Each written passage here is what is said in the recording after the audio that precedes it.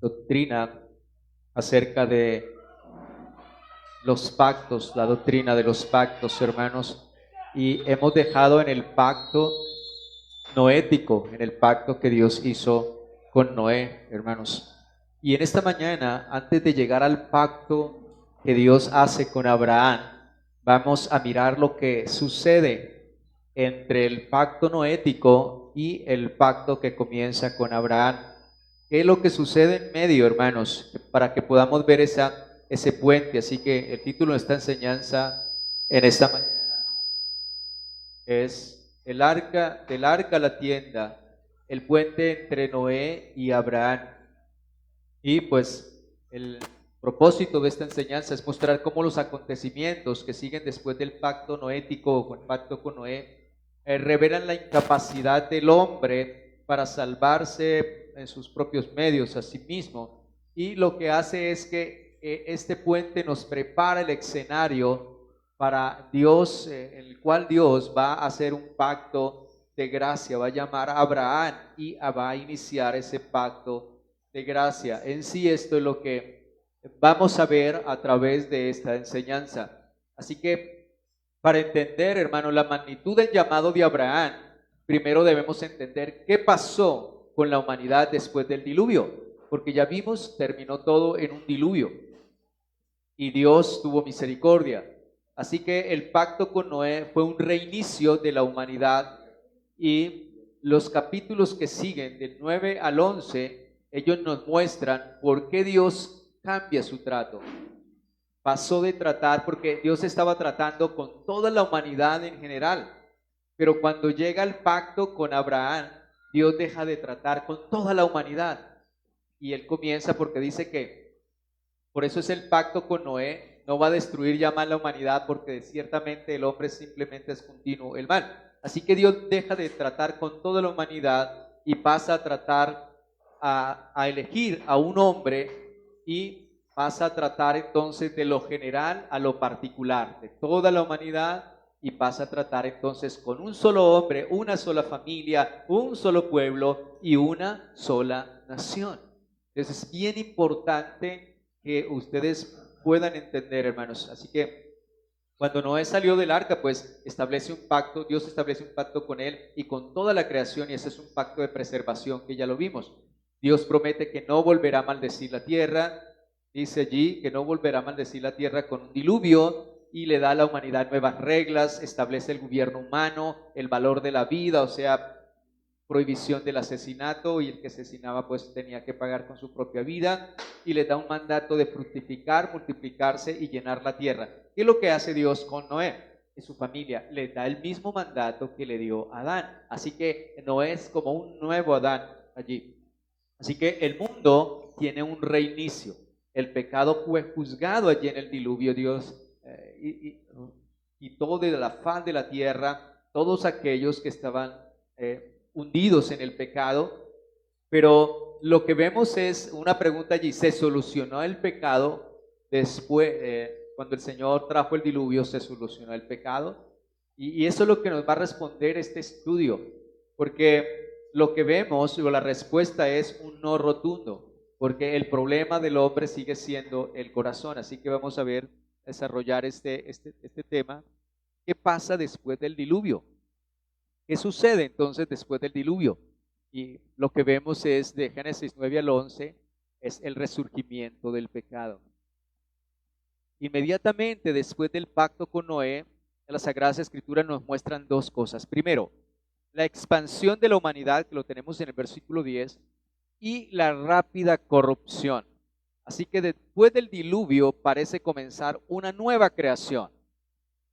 Todo parece renovado y hay un nuevo comienzo, hay un nuevo pacto allí con Noé. Sin embargo, hermanos, muy pronto descubrimos algo: que el mundo fue lavado y fue raído de sobre la faz de la tierra, pero de esas personas que Dios guardó en el arca, podemos ver que el corazón del hombre sigue siendo el mismo. Recuerden que Génesis 8, verso 21 nos declara qué es lo que Dios dice. Dice, y percibió Jehová olor grato y dijo en su corazón, no volveré a maldecir la tierra por causa del hombre, porque el intento del corazón del hombre es malo desde su juventud.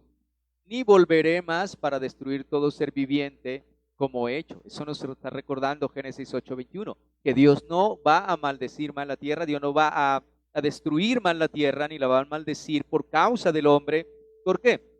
Porque si Dios siguiera, hermanos, trayendo juicio de esta manera, destrucción total, pues lógicamente iba a acabar la humanidad. Porque vemos que después de que hay un reinicio en la humanidad, hay un nuevo comienzo, pero el hombre vuelve otra vez al pecado. Así que dice entonces, porque el intento del corazón del hombre es malo desde su juventud, y ni volveré más a destruir todo ser viviente como lo he hecho, o sea, a través del diluvio. Así que Dios trae ese pacto con Noé y de esa manera está declarando, no voy a destruir más la humanidad por medio del diluvio. ¿Por qué? Porque de continuo el hombre, el problema del hombre es su corazón. Así que si Dios sigue trayendo juicios así, va a terminar ¿con qué? Con toda la creación. Pero que Génesis 3:15, recuerde que todo tiene que ir a Génesis 3:15. Porque Génesis 3:15 dijo que él había hecho una promesa que habría la simiente de la mujer destruiría un día a Satanás. Así que Dios va a cumplir esa promesa. Así que hermanos, vemos que ya en Génesis capítulo 9, versículo 18,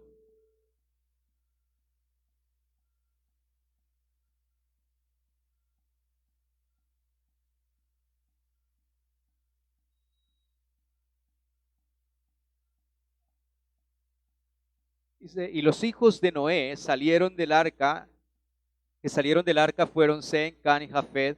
Can es el padre de Canaán. Estos tres son los hijos de Noé y de ellos fue llena toda la tierra.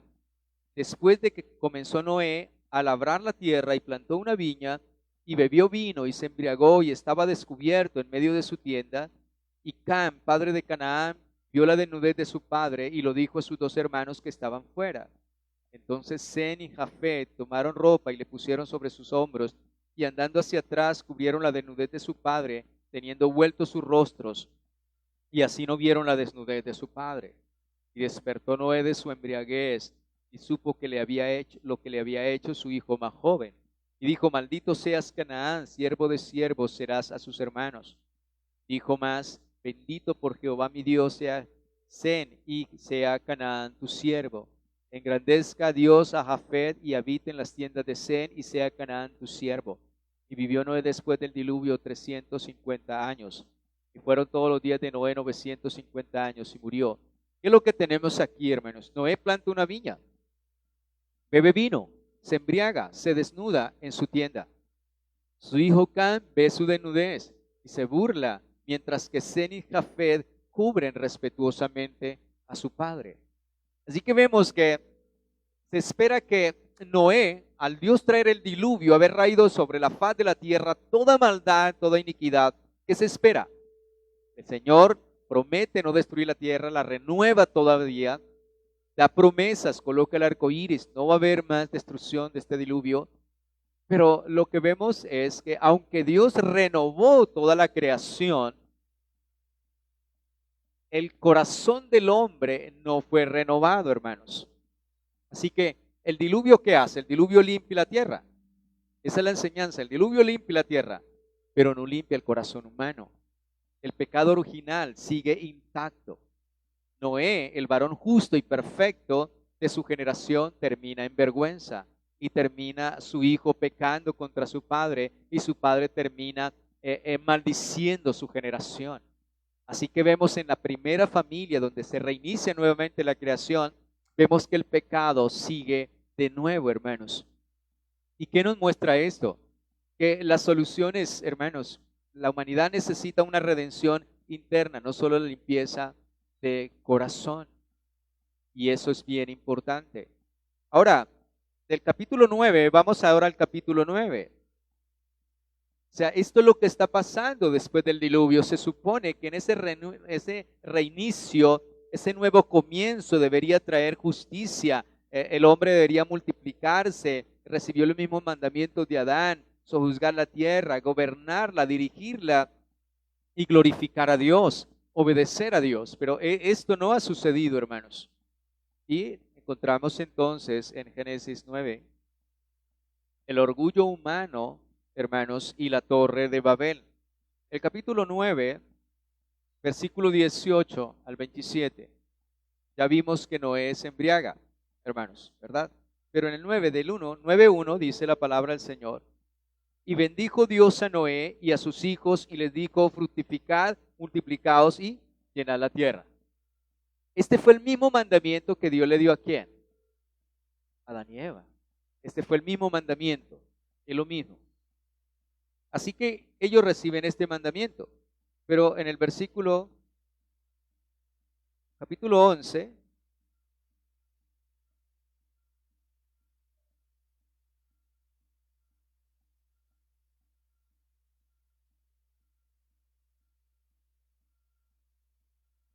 vemos en el versículo 1, y tenía entonces toda la tierra una sola lengua y unas mismas palabras. Y aconteció que cuando salieron de oriente, hallaron una llanura en la tierra Sinar y se establecieron ¿qué? Allí. Fíjense en una cosa, Dios les da el mandamiento, ustedes deben multiplicarse y llenar la tierra. Pero ¿qué hacen ellos? ¿Qué hace esta generación? Van y se hacen en el valle de ¿qué? Se llama allí de Sinar. Allí se establecen y no comienzan a multiplicarse y a llenar la tierra. O sea que lo que vemos allí es que hay un orgullo humano, hay una rebeldía contra Dios. Ellos deciden quedarse todos juntos en la llanura de Sinar. En el capítulo 10, versículo 1 al 5, vemos entonces allí algo interesante. Estas son las generaciones de los hijos de Noé, Sem, Can y Jafet, a quienes nacieron hijos después del diluvio. Los hijos de Jafet, Gomer, Magog, Madai, Javán, Tubal, Mesec y Tiras. Los hijos de Gomer, Askenaz, Rifat y Togarma. Los hijos de Javán, Elisa, Tarsis, Kitín y Donanín. De estos se poblaron las costas, cada cual según su lengua, conforme a sus familias en sus naciones. Esto nos está diciendo qué fue lo que pasó después de Babel, ¿no? Pero ellos fueron los que repartieron la tierra. Así que tenemos a Noé, que es el padre, y Sem, Can y Jafet, ellos son los que reparten la tierra. Y la humanidad comienza a expandirse. Sin embargo, hermanos, el texto nos prepara para un conflicto, hermanos. La línea de Can, vemos aquí más abajo, dice la palabra del Señor, en verso 6, los hijos de Can, Cus, Misraim, Fud y Canaán. Los hijos de Cud, Seba, Ávila, Rama, Sapteca, y los hijos de Rama, Seba y Sedán. Y Cus engendró ¿a quién? A Nimrod, quien llegó a ser el primer poderoso en la tierra. Este fue vigoroso cazador delante de Jehová, por lo cual se dice, así como Nimrod, vigoroso cazador delante de Jehová, y fue el comienzo de su reino Babel, Ered, Akkad y Calne en la tierra de Sinar. De esta tierra salió para Siria y edificó Nínive, Rehoboth, Calá y Rense entre Nínive y Calá, la cual es ciudad grande. Hermanos, ¿qué es lo que tenemos aquí en este pasaje que nos muestra? Hay algo muy interesante y grande que ha pasado aquí. Y es que hay un conflicto bien importante. De la línea de Can, hermanos, sale Nimrod. Este Nimrod nos está diciendo que él fue un cazador extraordinario, un hombre fuerte, poderoso delante del Señor, y él fue el que comenzó su reino Babel. Él comienza a construir entonces la torre de Babel.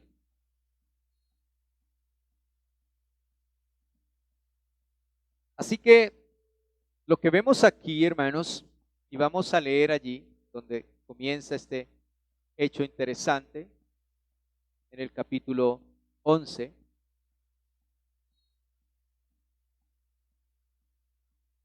Verso 1. Tenía entonces toda la tierra una sola lengua y unas mismas palabras. Y aconteció que cuando salieron de oriente, hallaron una llanura en la tierra de Sinar y se establecieron allí. Y se dijeron unos a otros, vamos, hagamos ladrillo y cozámoslo con fuego. Y les sirvió el ladrillo en lugar de piedra y el asfalto en lugar de mezcla. Y dijeron, vamos, edifiquémonos una ciudad y una torre cuya cúspide llegue al cielo y hagamos un nombre por si fuéramos esparcidos sobre la faz de la tierra. Y descendió Jehová para ver la ciudad y la torre que edificaban los hijos de los hombres, y dijo Jehová: He aquí que el pueblo es uno, y todos estos tienen un solo lenguaje, y han comenzado la obra, y nada les hará desistir ahora de lo que han pensado hacer. Ahora pues descendamos y confundamos allí su lengua, para que ninguno entienda el habla de su compañero. Así los esparció Jehová desde allí sobre la faz de toda la tierra, y dejaron de edificar la ciudad. Por esto fue llamado el nombre de ella Babel, porque allí confundió Jehová el lenguaje de toda la tierra, y desde allí los esparció sobre la faz de toda la tierra. Así que vemos, hermanos, primero vemos la rebelión. Vemos cómo el hombre comienza a rebelarse contra Dios. Multiplicaos, y tenían que expandirse, pero ellos no se expanden, sino que hay este hombre, hijo de Can, que comienza, que es Nimrod, que él es un hombre fuerte, poderoso, es un líder allí, y ellos deciden establecerse, él decide establecerse con todo el pueblo en el valle del Sinar, en aquella tierra. O sea que ellos se están rebelando ya contra Dios. El mandamiento de Dios es: llenen, expandan y llenen la tierra. Pero ellos, cual Adán, están traspasando el mandamiento de Dios. Así que vemos que el problema, aunque hubo un diluvio, el problema sigue, la rebelión del hombre contra Dios. El problema, entonces, hermanos, no son las condiciones, el problema es que el corazón del hombre.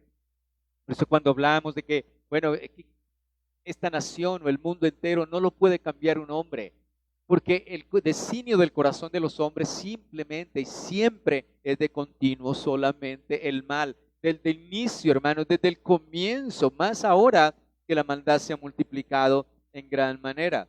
Así que lo que vemos aquí, hermanos, es el comienzo de algo. ¿Y qué es ese comienzo? La enseñanza es que vemos aquí el nacimiento de la religión humana y el orgullo secular. Y tiene al menos tres motivaciones equivocadas aquí, de las cuales vamos a ver. La primera, una autosuficiencia. ¿Qué es lo que dicen ellos? Verso 3. Y dijeron unos a otros: vamos, hagamos ladrillo y cozámoslo en fuego, dice la palabra de Dios.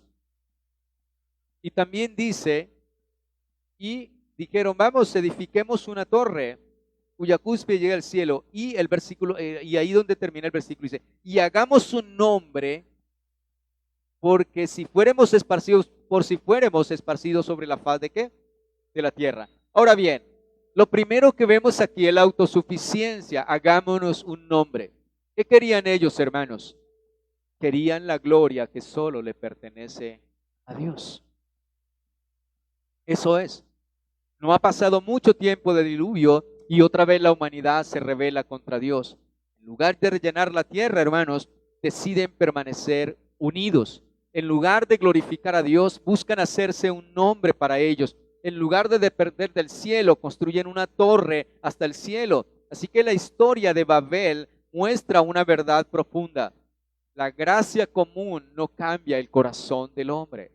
Dios tuvo una gracia común con toda la humanidad: comida, bebida, el cielo, el día, la noche, las estaciones. Dios renovó la tierra y colocó al hombre allí. Pero el hombre sigue entonces empeñado en la dureza de su corazón y en una rebelión absoluta contra el Señor. Así que dicen: hagámonos un nombre. Y eso indica que ellos querían la gloria que le pertenece al Señor. Si no vemos a Nimrod, ¿cómo se habla de Nimrod? Que él era un hombre fuerte, un valiente, un cazador delante de Dios. Y este fue el que hizo Babel y fundó 3 naciones, hasta Nínive. Así que vemos cómo el hombre entonces comienza a expandir, que en lugar de expandirse en el pecado es el que está tomando verdaderamente dominio en el hombre. Vemos también la desobediencia. ¿Por qué? Porque ellos no se esparcen en ninguna manera, así que están rechazando el mandato de Dios. Porque ya vimos que en Génesis 8:21 dice: porque el intento del corazón del hombre es de malo desde su juventud. Así que todo hombre por naturaleza es opositor a Dios. ¿Recuerdan Romanos? Donde nos dice la palabra que no le dieron gloria a Dios, sino que se envanecieron en sus necios corazones, en su pensamiento. Así que tenemos, hermanos, esta realidad y esta verdad. Babel es aquella ciudad, hermanos, aquella torre en la cual nos muestran cosas muy importantes, que es la religión humana y el orgullo secular. Y lo que vemos aquí, hermanos, es que aunque Dios quiso destruir la tierra, destruyó la tierra efectivamente, hermanos, con un diluvio y puso leyes para cual preservar la vida y para las naciones, formar las naciones, vemos que nada de esto pudo cambiar la naturaleza del hombre. Y las circunstancias no cambian al pecador, hermanos. Y esto es bien importante para nosotros porque podemos cambiar de ciudad, podemos cambiar de iglesia, de ambiente, pero si Dios no transforma el corazón del hombre, seguiremos siendo los mismos. Eso es lo que vemos, eso es lo que tenemos que mirar en este puente. Que aunque Dios quitó al hombre, lo eliminó de la faz de la tierra, el pecado limpia toda la tierra, pero los hombres que tenían que multiplicarse, llenar la tierra, obedecer a Dios, seguir el mandato de Dios, decidieron desobedecer. Al contrario, se hicieron en un lugar por si fueran esparcidos, entonces construyamos una torre que llegue hasta ¿dónde? Hasta el cielo, el orgullo humano. El hombre quiere llegar a Dios por medio de ¿qué? De sus propios medios. Por eso Babel significa o nos muestra cómo es la religión humana. El hombre quiere por sus propios medios alcanzar la salvación y la vida eterna. Quiere llegar a Dios por medio de sí mismo, por medio de su propia fuerza, hermanos. Así que hay un contraste bien importante. Noé, por ejemplo, cuando nosotros leemos en Noé después del diluvio, Noé edificó un altar a Dios. ¿Y qué hizo en ese altar? Noé adoró y Noé dio gloria a Dios. Pero lo que vemos, hermanos, es que si Noé edificó un altar, Babel edificó una torre. Si Noé adoró a Dios, Babel se exaltó. Y si Noé dio gloria a Dios, Babel buscó su propia gloria. Fíjense en la oposición tan terrible. O sea, esta generación, los hijos de Can, hermanos, y vemos cómo comienza a multiplicarse. Está Noé, su segunda generación, y luego la tercera generación es una generación totalmente que le da la espalda a Dios. Por eso decimos que más o menos el evangelio se dilúa y se pierde en la cuarta generación. Por eso debemos enseñar, instruir a nuestros hijos, ser enfáticos. Nosotros tenemos la verdad, la doctrina, pero esta generación que viene son generaciones que van a ir diluyendo la verdad y vienen otras que diluyen la verdad hasta que al fin terminan en un humanismo y una religión humana. Y eso es lo que es como un patrón que se ha visto a través de la historia bíblica y a la historia que no es bíblica, que no es inspirada, de cómo se va perdiendo esa verdad, cómo se va diluyendo la verdad, hermanos. Así que esta generación conllevó a esto, hermanos. Así que lo que vemos es que el corazón del hombre es engañoso y no hay quien busque a Dios. Pero también vemos un falso espiritualismo allí en Babel, una torre cuya cúspide debe llegar al cielo. Así como les decía anteriormente, quieren llegar a Dios por sus propios méritos, por sus propios términos y sin revelación divina. O sea, no necesitaban la revelación divina para llegar al cielo, sino que necesitaban construir su torre. Los hombres se construyen sus propias religiones. Y por esos medios de ellos quieren llegar al cielo. No necesitan la revelación, no necesitan la palabra, simple y llanamente por sus propios medios, sus propios pensamientos.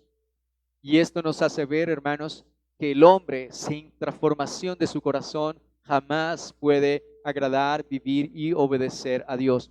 Así que el problema, hermanos, la unidad humana ya no estaba basada en Dios. Fíjense que todos se congregaron y se unieron, pero esa humanidad humana no giraba y no estaba unida. En su base no era Dios, sino el orgullo.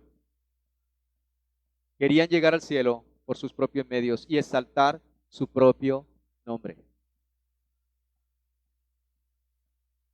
Por eso, hermanos, la religión de obras. Escuche bien. Hay solo dos religiones. Una, la verdadera, que la salvación es por gracia, por medio de la fe, y otra, que el hombre alcanza sus méritos es por obras de sí mismo, que es lo falso. Así que Babel, aunque no voy a introducir porque sería una enseñanza muy maravillosa acerca de Babel, simplemente le estoy enseñando el puente que hay de cómo el hombre se corrompe, cómo el hombre crea al levantar esta torre de Babel, está oponiéndose a Dios y levantando su propio medio para llegar al cielo.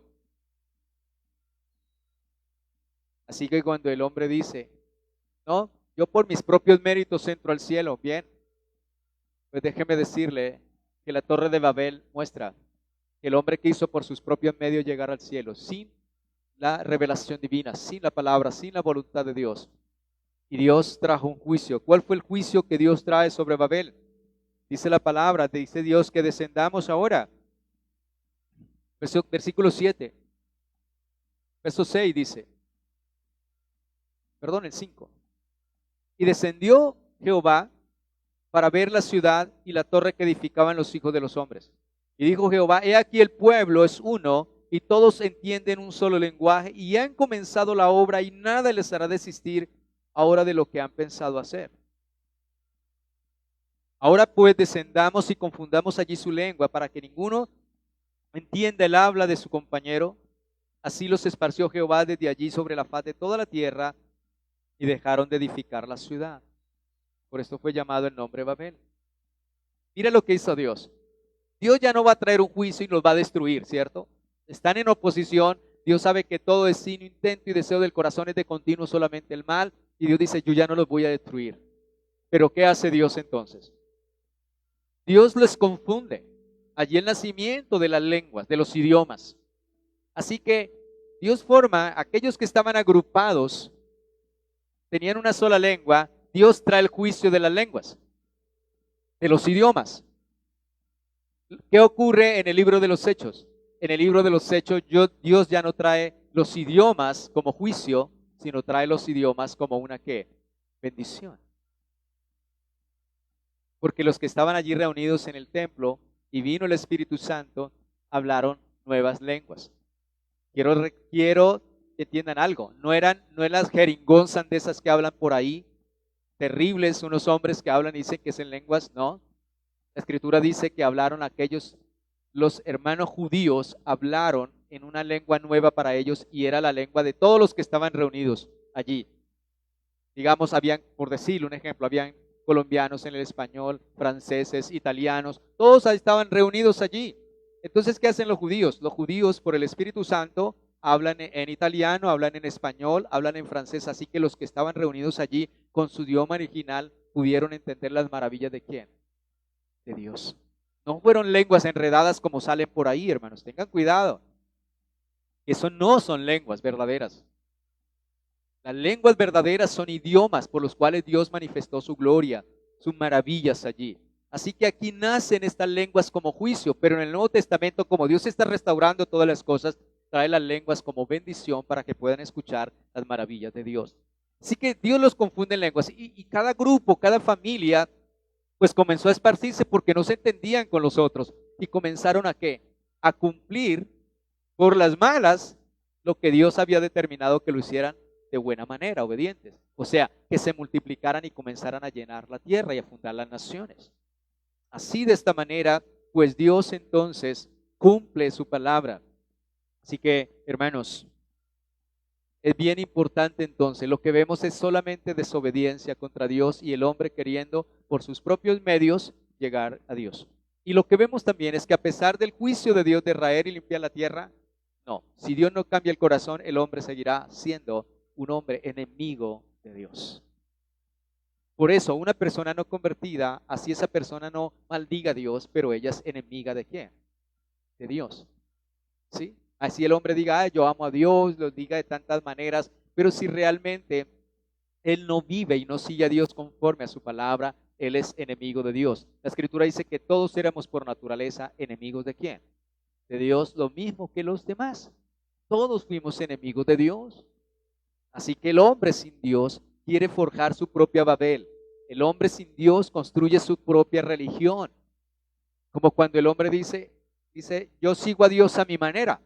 ¿Qué tiene? Su propia ¿qué? Torre. Él tiene su propia Babel, su propia religión.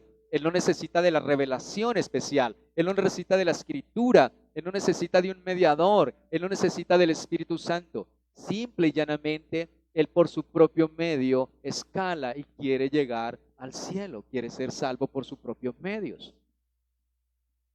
Por eso, hermano, es tan importante. Todo esto nos enseña y es tan edificante para nosotros. Pero bien, hermanos, Después del Babel, entonces, Moisés cambia completamente el enfoque. Pasa algo aquí, hermanos. Ya no habla de naciones, habla ahora de una familia y comienza una genealogía en Zen. Vamos al capítulo 10, el 11:10. Sí. Y esto es lo que quiero que ustedes noten. Dios aquí ya habla de Babel, habla de las multitudes y entonces Dios los esparce, trae el juicio de las lenguas y comienzan a esparcirse para todos lados según su idioma y a cumplir lo que Dios había ordenado. Pero hasta aquí Dios trata generalmente con todas las naciones, con todo el pueblo. Y comienza un cambio, a ver un cambio impresionante aquí. Dice, estas son las generaciones, Génesis 11:10. Estas son las generaciones de Zen. Zen, de edad de 100 años, engendró a Fad 2 años después del diluvio. Y vivió Zen después de que engendró a Fad 500 años y engendró hijos e hijas. ¿Qué dice ahí? Hijos e hijas. Y Asfad vivió 35 años y engendró a Sala. Y vivió Asfarsad, después de que engendró a Sala 430 años, 403 años y engendró hijos e hijas.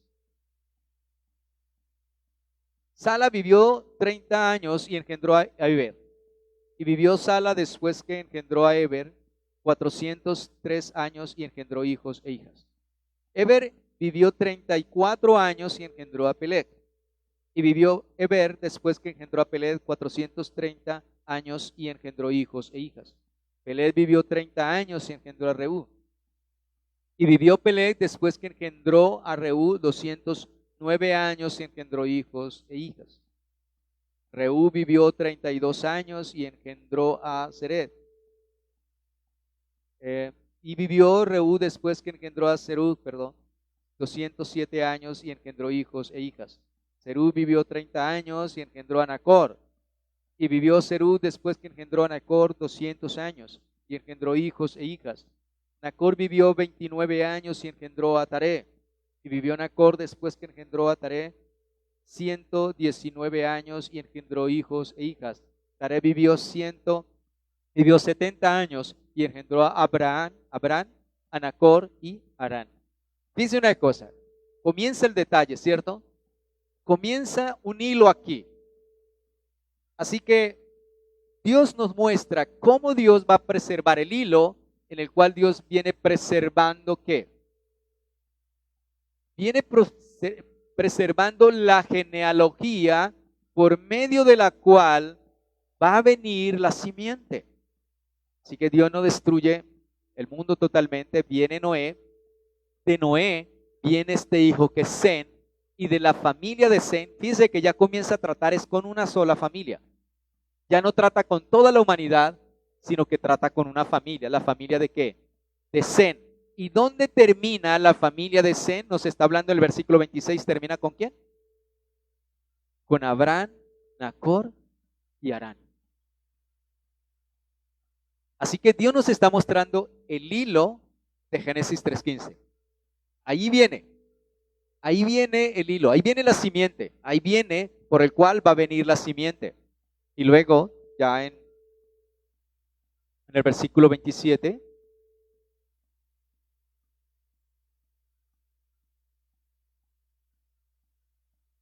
dice, y estas son las generaciones de Taré. Taré engendró a Abraham, a Nacor y Harán. Y Harán engendró a Lot.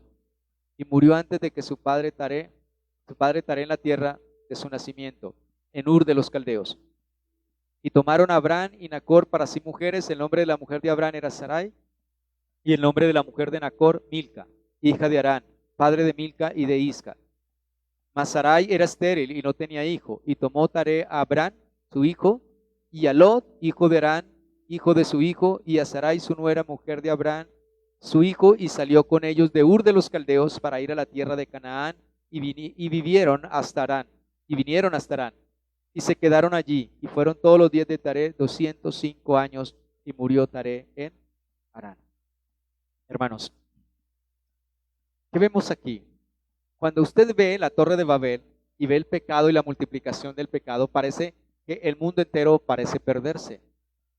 Pero luego ahí mismo, del versículo 10 en adelante, vemos entonces cómo Dios silenciosamente preserva la línea del Mesías. Así que lo que vemos allí es la fidelidad del Señor. La promesa nunca estuvo en peligro. Dios ha guardado a Sem, y a partir de esta familia, de este hombre Sem, comienza una descendencia, comienza una genealogía, comienza una generación hasta que llegamos Taré, y Taré engendró ¿a quién? Abraham. Así que lo que vemos aquí como segundo punto es el cambio de la estrategia, hermanos, divina. Vemos la gracia ahora. Así que después de Babel, lo que vemos es que Dios deja de tratar con toda la humanidad. Eso es lo que sucede. O sea, deja de tratar con la humanidad en masa. Y mientras la humanidad esté unida en su carne, pues lógicamente siempre terminará rebelándose contra el Señor, como pasó allí en Babel. Así que Dios pasa de las naciones a un hombre, a una familia, a un pueblo y a una nación. La enseñanza entonces es que mientras el mundo se divida, mientras el mundo, hermanos, se dividía y se perdía en la idolatría de Babel, Dios estaba tejiendo un hilo silenciosamente. Y Dios cambia aquí de estrategia, lo que ustedes pueden ver. Si las naciones se rebelan contra Dios, Dios no iba a forzarlas en ninguna manera. Él iba a escoger a alguien de en medio de ellas. En medio de todas estas naciones, Dios iba a escoger a alguien. Y la genealogía nos muestra que Dios nunca pierde de vista su plan redentivo. De toda la tierra, Él enfoca como una cámara. Cuando usted tiene un plano general, una cámara está tomando un plano general, pero deciden enfocarla en un punto. Así que esto es lo que hace. Dios está tratando en un plano general. La cámara está tomando a toda la humanidad, pero Dios hace un enfoque, un primer plano, y enfoca dentro de toda la humanidad a un solo hombre que se llama Abraham. Primero vemos aquí la descendencia, Sem, y Sem llega hasta ¿qué? Abraham. Entonces ese es el enfoque, es como una cámara que está filmando a todos los que estamos aquí, pero de repente se enfoca en un hombre y luego su descendencia hasta que llega Abraham. Lo que vemos entonces es que Dios cambia su método, pasa de tratar con muchos, toda la humanidad, a tratar con un solo hombre, para que a través de ese, los muchos, pueda salvar a muchos. Así que en Génesis, lo que acabamos de leer del 10 al 26, hace algo que usted puede leer allí. Cuando usted está viendo, por ejemplo, cuando pasamos leyendo Génesis, usted diría, uy, no, qué aburridor uno llegar a esta genealogía y leer genealogías. Pero cuando nosotros leemos la escritura, lo que yo les digo, desconectada la escritura, pues lógicamente nos va a parecer aburrido. Ay, Sem, la familia de Sem, Abraham, bueno, sí viene de ahí, pero ¿qué tiene que ver eso? Hermanos, todo lo que tenemos en la escritura tiene un propósito. Y como les he dicho, nunca lean la escritura desconectada de Génesis 3:15. Nunca. Nunca. Génesis es la semilla, lo que Dios plantó, y de ahí comienza a germinar y a crecer hasta llegar al Apocalipsis. Nunca podemos leer la escritura dividida, separada, cortada. Jamás. Por eso es que nacen las herejías, hermanos. Todas las herejías se dan por eso. Por eso, hermanos. Hace poco un hombre hablaba de Dios es solo amor y amor y amor, y entonces estaba enseñando Génesis 3:15 ahí en el Facebook. Y le dije que por qué enseñaba desconectado del versículo final, que no podía enseñar. ¿Recuerdan cuando dice la palabra en Juan que el que cree no es condenado, ¿cierto? Porque ha creído en el Hijo de Dios, pero el que no cree, la ira de Dios está sobre él, ¿no? Entonces enseñamos un Dios solo amor, pero no miramos que Dios está irado contra el pecador, ¿no? Y que el amor de Dios es Cristo manifestado en la cruz. ¿De quién? De Calvario. De tal manera amó Dios al mundo que dio a su Hijo unigénito para que todo en él cree no se pierda, mas tenga vida eterna. Pero dice, de tal manera amó. ¿Y cómo mostró el amor hacia nosotros? Ir a Cristo. Él murió en esa cruz. ¿Para qué? Para darnos la vida.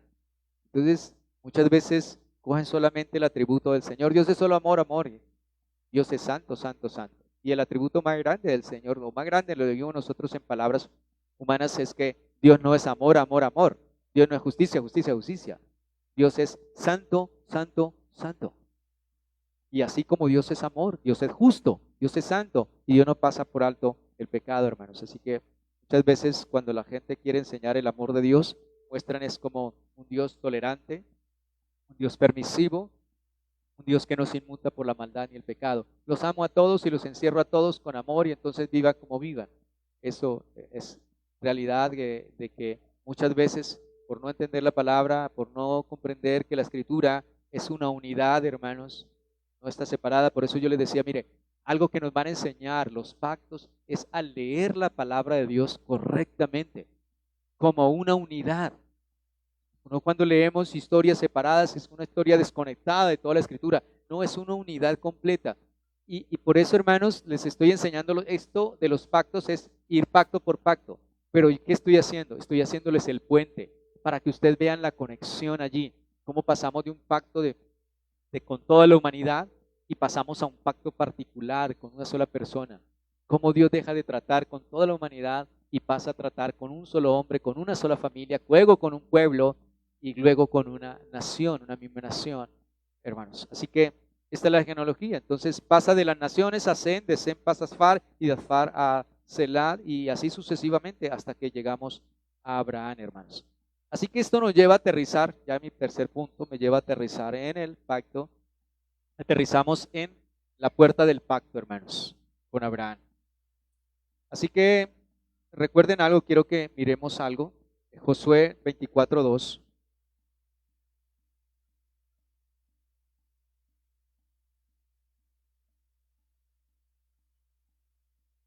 Josué 24:2.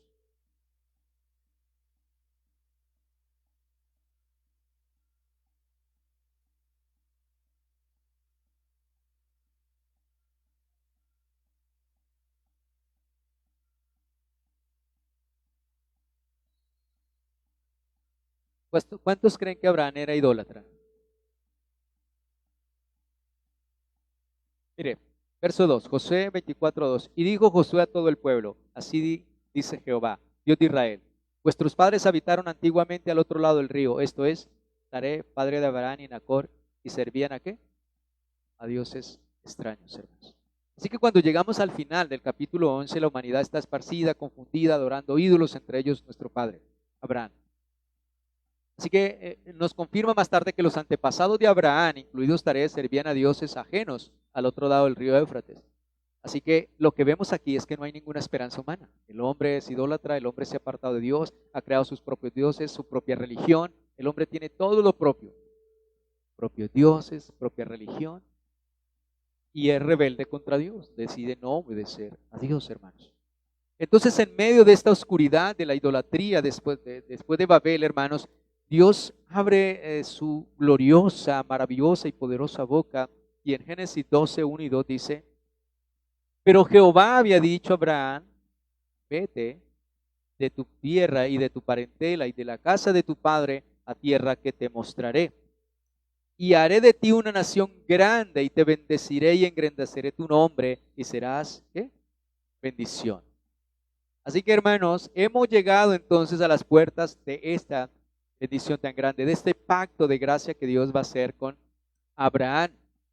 Así que, hermanos, para entender la magnitud de este momento, debemos contrastar entre lo que es Babel y lo que es Abraham.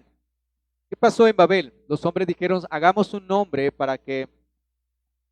Para nosotros, por si somos esparcidos. Pero ¿qué pasó con ellos? Fracasaron, hermanos. Pero Dios le dice a Abraham que salga de la parentela y de su padre, y el verso 2 dice, y haré de ti una nación grande y bendeciré y engrandeceré ¿qué? Tu nombre. Fíjense en algo, yo quiero que miren algo, hermanos, que es entre la gracia de Dios y entre la religión del hombre y la humanidad del hombre que busca por sí mismo y por sus propios medios alcanzar a Dios. Entonces el hombre quiso hacerse un hombre grande, él quiere la gloria de Dios, él quiere la gloria para sí, como cuando la gente dice, no, usted puede ser salvo si usted quiere. Entonces, ¿a quién le estamos dando la gloria? Cuando la Escritura dice que no depende del que quiere ni el que corre, sino de Dios que tiene misericordia. Y yo le digo a un hombre, si usted quiere puede ser salvo, pero el Señor dice, ¿y no queréis venir a mí? Y entonces el hombre luego dice, yo soy salvo porque yo quise. Mentiroso, porque ninguno de nosotros quisimos. Fue Dios el que colocó el querer como el hacer por su buena voluntad en nosotros. Así que lo que vemos aquí es que entonces en Babel los hombres quisieron ser un hombre grande, glorioso para ellos. Ese es el hombre sin Dios en su propia religión. Pero ¿qué encontramos en la gracia en Abraham? Dios le dice a Abraham, yo voy a engrandecer ¿qué? Tu nombre. ¿Te das cuenta el contraste que hay? Ahora, los hombres construyeron una torre con ladrillos y todo lo que le llevó el esfuerzo humano para llegar a Dios. Pero con Abraham, ¿qué sucede? En Génesis 12, 7 y 8, dice, y apareció Jehová a Abraham y le dijo, a tu descendencia daré esta tierra, y edificó allí un altar a Jehová, quien le había aparecido. Así que lo que vemos aquí, hermanos, el verso 8, luego se pasó de allí a un monte al oriente de Betel y plantó su tienda, teniendo a Betel al occidente y Ai al oriente, edificó altar a Jehová y invocó el nombre de ¿qué? De Jehová. Mire el contraste, ellos deciden construir una torre, hermanos, y para llegar a Dios por su propio esfuerzo humano. Pero lo que vemos aquí es que Dios le dice a Abraham para construir un altar. Y Abraham construye un altar, es para adorar a Dios, para tener acceso a Dios solo por la gracia y la revelación. Y lo que vemos es que Dios le está revelando a Abraham de qué manera él puede comunicarse y tener relación con él. Muy diferente lo que hicieron los hombres de Babel. Por sus propios medios querían llegar a Dios, sin la revelación divina, sin el consejo, sin el mandato de Dios. Pero aquí tenemos Dios diciéndole a Abraham cómo se va a relacionar, cómo va a tener comunión con él, y diciéndole cómo debía construir entonces. En cuanto a la construcción, vemos el nombre ya, que Babilonia quiso tener un nombre glorioso, quitarle la honra y la gloria a Dios, pero Dios dice a Abraham, a ti te voy a engrandecer tu nombre. No es el hombre por sí mismo, sino es Dios. En la construcción, ellos decidieron llegar por sus propios medios, construir la torre y llegar a Dios, pero Dios le dice a Abraham de este altar cómo debía ser y la manera en que él iba a tener esa comunión con Dios. Siempre por el medio de ¿quién? De Dios. Nosotros adoramos como yo quiera. Hermanos, ese es el gran problema en las iglesias, que todo el mundo quiere adorar como yo quiera. Pero ¿qué nos está diciendo aquí? No podemos adorar a nuestra manera. Tenemos que adorar a la manera de ¿quién? De Dios. No podemos llegar a Dios a través de nosotros mismos, a través de nuestra manera, sino hay solo un mediador entre Dios y los hombres. ¿A la manera de quién? La manera de Dios. Es lo que vemos. Ahora, en Babel, ¿qué pasó en Babel? En Babel Dios esparció las naciones porque estaban unidas en el pecado. Pero ¿qué pasa con Abraham? Dios elige una familia, hermanos, no para excluir todas las naciones, no, sino para que al final del versículo, el versículo 3 diga allí, el versículo 3 aquí al final, bendeciré a los que te bendijeren y a los que te maldijeren maldeciré y serán benditas en ti todas las familias ¿de qué? De la tierra. Vemos aquí entonces, hermanos, que en Babel Dios esparció las naciones porque estaban unidas en pecado. Pero Dios llama a Abraham un hombre y le dice que él va a formar una familia, de esa familia va a haber un pueblo, de su pueblo una nación, y en él van a ser benditas ¿qué? Todas las naciones. En Babel Dios los esparció como juicio o las obediencias. Trajo las lenguas y se esparcieron como juicio o las obediencias. Pero en Abraham está diciendo que a la manera de Dios, Dios los va a bendecir a él y en él van a ser benditas todas las familias ¿de qué?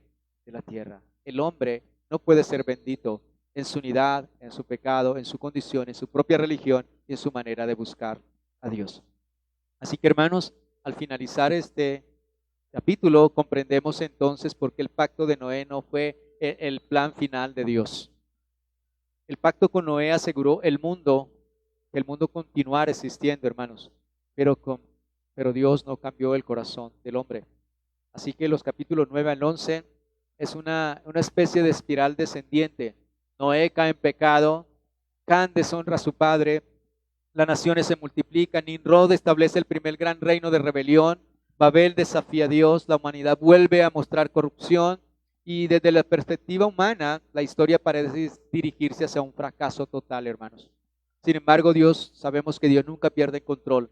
Mientras las naciones se rebelan contra Él preserva silenciosamente la línea de la promesa por medio de Sem, hasta llegar a Taré y a su hijo Abraham. Así que aquí es donde se produce ese gran giro en la historia bíblica. Hasta el momento del relato de Génesis, hasta Génesis, el relato de la historia de la humanidad era general, pero hasta el capítulo 11, pero a partir del 12 se encuentra un relato. Dios se concentra en un hombre escogido por la gracia soberana. Ya no veremos a Dios actuando principalmente con todas las naciones, sino formando un pueblo por medio del cual cumplirá la promesa de Génesis 3:15. Así que vamos a ir a unas pequeñas aplicaciones. Dios, hermanos, gobierna la historia con un propósito redentor. Siempre, hermanos, todos los hechos, todo lo que suceda, muchas veces ocurren cosas que nosotros decimos, bueno, esto no tendría sentido. Pero los acontecimientos de la historia no son accidentales, ningún acontecimiento, hermanos. Dios sostiene el universo porque ha determinado consumar su plan de salvación en Cristo. Por esto, hermanos, Dios sostiene el universo. Así que, si Dios gobierna la historia con un propósito de redentor y Dios sostiene todas las cosas, esto debe ayudarnos a nosotros a ¿qué? A descansar plenamente en el Señor. Vemos juicios sobre la tierra, vemos muchas cosas que ocurren y parece que Dios no tuviera el control, aún de nuestra propia vida. Pero cuando entendemos que todo gira en un propósito, hermanos, podemos descansar en el Señor en toda lucha, toda prueba y dificultad, saber que Dios tiene un propósito que a veces nosotros no lo entendemos, pero que podemos descansar en el Señor que tiene el control siempre. Segundo, la estabilidad del mundo es una expresión de la paciencia de Dios. Y ustedes ven aquí entonces cómo Dios expulsó al hombre del huerto de Edén. El hombre se corrompió, la maldad del pecado, pero Dios iba preservando un hombre, una familia. Luego llegamos hasta Adán. En Adán renueva otra vez la creación, pero el pecado continúa. Y usted puede ver la paciencia de Dios, Dios llevando el hilo para cumplir su promesa. Vuelve a levantar un hombre allí, una familia, luego se convertirá en un pueblo y ese pueblo se convertirá en una nación, hermanos. Así que vemos cómo Dios entonces mantiene la estabilidad del mundo y es una expresión de ¿qué? De su paciencia. Así que, hermanos, cuando usted falle contra Dios y crea que Dios es un Dios impaciente, puede recordar que Dios ha sido benevolente, misericordioso y paciente, pero no exceda la paciencia del Señor. Tercero, la verdadera esperanza no está en un nuevo comienzo humano. Dice que vemos aquí algo muy importante. La esperanza no estaba en un nuevo comienzo humano porque vemos qué pasó después que Dios nuevamente le dio instrucciones a Noé y a su familia para iniciar nuevamente la humanidad y el mundo. ¿Qué pasó? Pues, hermanos, pecaron nuevamente, ¿cierto? Así que no está en un nuevo comienzo humano.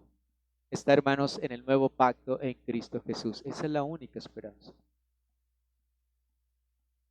Ni el diluvio cambió el corazón del hombre, ni Babel produjo una unidad verdadera. Solo la obra regeneradora del Espíritu Santo puede dar un nuevo corazón, como dice Ezequiel. Eso nos hace comprender entonces que aunque la creación toda se revela y que no va a cambiar, hermanos. Mire, por eso siempre decimos, este mundo no lo va a cambiar ¿quién? Nadie.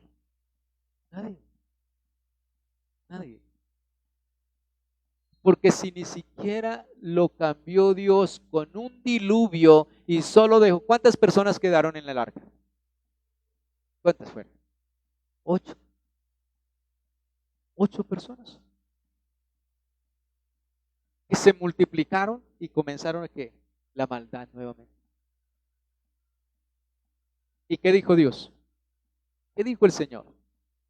Ya no voy a yo ya no voy a contender más con el hombre, porque todo designio de su corazón simplemente es el mal a todo momento. Así que ya no lo voy a destruir más. Solo hasta el día final, cuando el Señor venga y destruirá. Pero mientras tanto, Él deja el mundo para preservar ¿qué? Su promesa, para cumplir su promesa. Pero esto nos da la evidencia maravillosa, y es que la verdadera esperanza no está en un nuevo comienzo, sino en un nuevo nacimiento, en una nueva vida que solo Cristo nos la puede dar, hermanos. Así que como conclusión, entonces,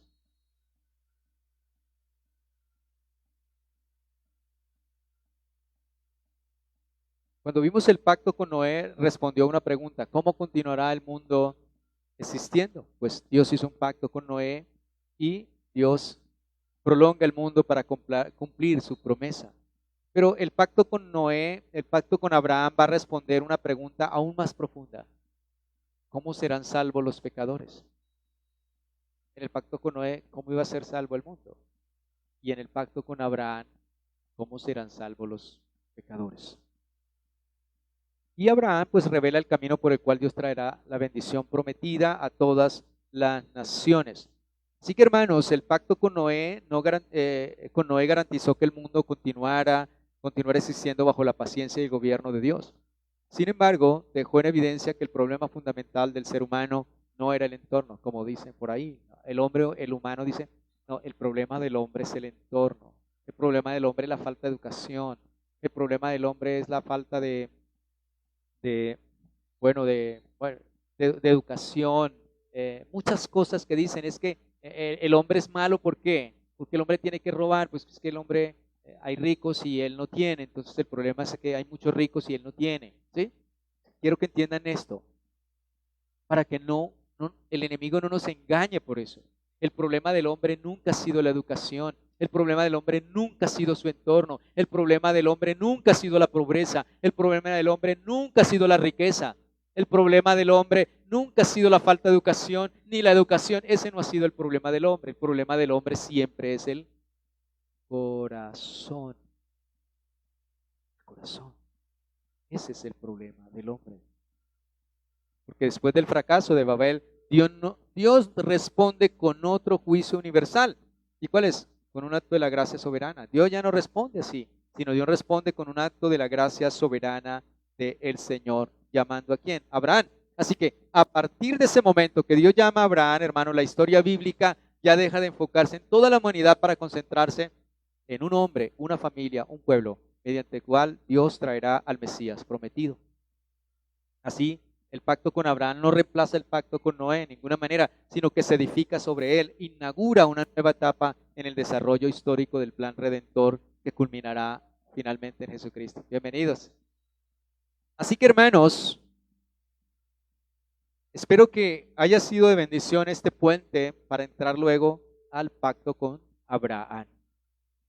Y allí miraremos entonces. Quería que ustedes pudieran ver, poner ese lente en lo que sucede allí, y ustedes pudieran entender entonces por qué Dios entra ahora a un pacto con Abraham.